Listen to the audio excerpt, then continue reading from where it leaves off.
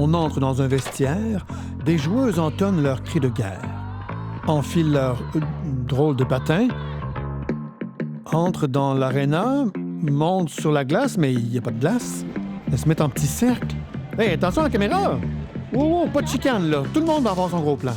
Ça, c'est pas du hockey, mais bien du roller derby. Un sport étonnant qui ne manque pas de punch. Mélange entre le patinage de vitesse, le rugby et la course d'endurance, le roller derby est un sport d'équipe sur patins à roulettes, mais des patins à 4 roues en carré. Out les patins à roues alignées, on n'est pas sur une piste cyclable ici. Elle, c'est Charlie Desplats, de Roller Derby Québec. Elle s'y connaît en derby autant qu'en roller. Et vice-versa. Bien, le roller derby, ça a commencé dans la forme qu'on connaît à peu près aujourd'hui, dans les années 20, les années 30 aux États-Unis. À l'époque, c'est des courses de patins à roulettes avec des femmes de la classe ouvrière qui s'affrontent. Puis dans les années 40, ça se popularise de plus en plus, ça devient même télévisé. Dans les années 60-70, ça passe à la télévision, notamment aux États-Unis et en France énormément. Puis ça tombe dans l'oubli à la fin des années 70. Ce qui est intéressant à cette époque-là, c'est qu'on est dans un sport qui est spectacle. Alors, ça ressemblerait plus à ce qu'on connaît de la lutte aujourd'hui. C'est spectaculaire d'aller voir du roller derby. Et d'ailleurs, à la télévision, souvent, ça passait juste avant ou juste après la lutte. Et donc, les personnes qui regardent le roller derby sont aussi les personnes qui regardent la lutte très souvent à cette époque-là. Mais avant de pouvoir jouer ou même d'apprendre à jouer au roller derby, comme à la lutte, le plus important, c'est de choisir son nom. Les noms, c'est une des rares fois dans la vie des personnes où elles peuvent choisir leur propre nom. Choisir son propre nom, ça peut aussi vouloir dire choisir son identité à ce moment-là et se permettre, à travers son nom, de montrer la complexité de son identité. Et ça se fait notamment par des jeux de mots, beaucoup. Des jeux de mots qui réfèrent soit à la culture populaire, des artistes, des chansons, des films, des personnages historiques, soit avec leur propre prénom, ou encore avec l'action de jouer, ce qu'elles font avec leur propre corps. Et ces noms-là donc leur permettent de montrer qu'elles ne sont pas une seule chose dans la vie et permet de jouer avec ces ambiguïtés ou même parfois ces contradictions. À la base, ça joue dans un aréna, fait que sur une surface plane. Puis ça a vraiment la forme d'un ovale avec un trou dans le milieu. Il y a une ligne de départ, puis il y a une ligne de pivot. Puis tous les gens doivent partir à l'intérieur de ces deux lignes-là. Quand le sifflet siffle, à ce moment-là, on peut sortir de cette zone-là. Le but d'un match de roller derby, c'est de faire des points, tout simplement. Il faut dépasser une personne entièrement pour faire son point. Puis les deux équipes jouent en même temps puis essayent de faire des points en même temps. Donc on a 4 bloqueurs puis un jammer de chaque équipe.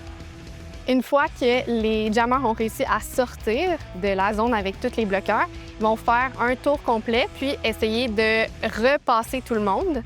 Puis c'est comme ça qu'on fait des points, dans le fond. À chaque personne qu'on dépasse, on obtient un point, mais c'est les joueurs de l'équipe adverse seulement. Si on veut commencer à jouer au roller derby, c'est un sport qu'il y a beaucoup de choses à apprendre. Donc, il faut commencer en premier par apprendre à patiner. Après ça, il faut apprendre les règles du jeu, il faut apprendre comment jouer.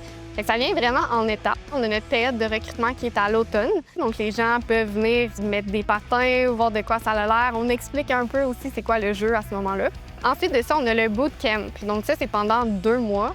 Puis après ça, on fait rentrer tout le monde. Fait que là, des fois, c'est un petit peu... Moi, je me souviens encore, là, je trouvais ça quand même intimidant. On a toutes les anciennes qui reviennent. Puis là, c'est vraiment l'intégration de tout le monde. Fait que là, le niveau augmente un petit peu. Puis c'est là qu'on apprend le plus. Puis c'est là qu'on apprend à jouer pour vrai. OK, puis mettons que je veux m'équiper pour jouer. Ça prend quoi? Pour jouer au roller derby, il faut un casque en premier. On a ensuite les genouillères, et on voit qu'ils ont survécu aussi. Ensuite de ça, on a les protège-poignets. On a les coudes, comme ça. La pièce la plus importante, c'est pas la plus importante, mais les patins. Les miens sont un petit peu plus hauts. Il y en a qui en ont des plus courts. Fait que ça va vraiment dépendre de les préférences de tout le monde, dans le fond. On peut freiner un peu comme au ski ou des choses comme ça, mais freiner sur les toe-stop, c'est vraiment une option facile. Puis le dernier morceau qui est très important aussi, sont tous importants, mais c'est le protège-dents. Alliant stratégie, vitesse et contact physique, l'important, c'est qu'une jammeuse, ici low-file, brise le peloton adverse. Une fois brisée, elle fait un tour et chaque bloqueuse qu'elle dépassera à nouveau donnera un point à son équipe. 4 bloqueuses dépassées, Je 4 l'ai points. passé, fait que là, je vais faire les points à partir de maintenant. Mesdames, out! Pousse! Ah, c'est terminé! J'ai au moins un point! Yes, yes, yes! Je pense que j'ai tout le monde. Je pense que j'ai tous mes points. Ça y est. C'est ça, pas échauffé, là. Moi, c'est Céline Dion. Ce que j'aimais, c'est que je pouvais utiliser un nom à partir de Céline Dion, bien évidemment, qui sonnait aussi bien en français qu'en anglais, mais aussi qui était reconnu par les gens. Ça m'a toujours fait plaisir d'avoir fait partie des personnes qui ont fondé la Ligue, mais ceci dit, je suis absolument pas seule là-dedans. Il y avait beaucoup de monde, dont Marie-Pierre Poirier, qui était là au début. On est les deux qui sommes allés voir un match à Montréal, puis on est tombés en amour non seulement avec le sport, mais la communauté aussi. On voulait pas se limiter non plus à qui on permettait de joindre la Ligue. Pour moi, cette communauté-là, c'est comme une deuxième famille, carrément. Il y a des gens que je côtoie depuis des années, ils me connaissent juste par Féline. Ils connaissent pas mon nom civil, si on veut dire.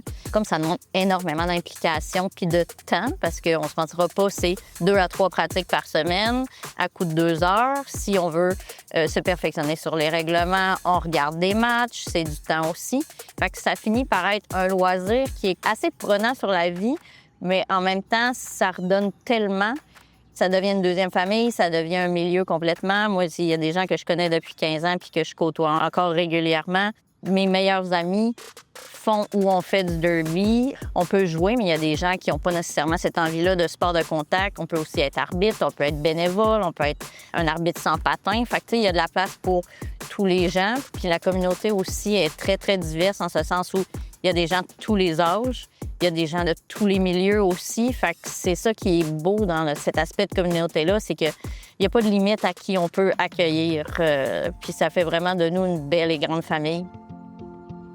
On se fait tomber, puis après que le jam soit terminé, on se relève, on rit, on dit hey, « tu m'as vraiment bien ramassé, c'était vraiment un bon hit, bravo ».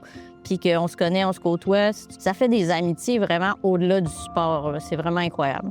Ça m'a apporté, je te dirais, la vie que j'avais envie d'avoir, ce qui est quand même immense. La communauté que je voulais, que je voyais pas à Québec, que j'avais pas à Québec, ça m'a amené aussi à pousser mon corps plus loin dans le sport d'une manière physique qui peut paraître, des fois, il y a des gens qui me disent « c'est pas violent ton truc ». Je dis « non, c'est un sport de contact, c'est pas violent, tout le monde s'aime, tout le monde s'entraide ». Puis c'est pas parce que c'est un sport de contact que, tu sais, on est fâché ou que, justement, si t'es fâché, tu joues pas au derby parce que t'amènes une mauvaise énergie, une mauvaise vibe. On veut pas de ça. Tu sais, il y a beaucoup, beaucoup de beaux moments à travers tous ces 15 ans-là. Mais je te dirais que la plus belle chose, c'est les contacts qu'on se fait qui sont incroyables, les contacts humains, là. C'est la plus belle chose.